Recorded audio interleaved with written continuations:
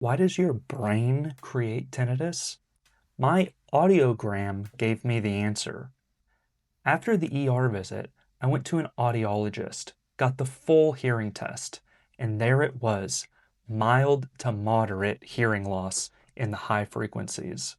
Here's what the audiologist explained.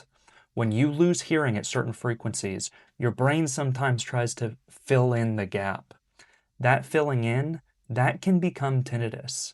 It's like your brain is generating a sound to replace what it's not hearing anymore. This doesn't happen to everyone with hearing loss, and not everyone with tinnitus has hearing loss. But for me, it was the first thing that actually made sense.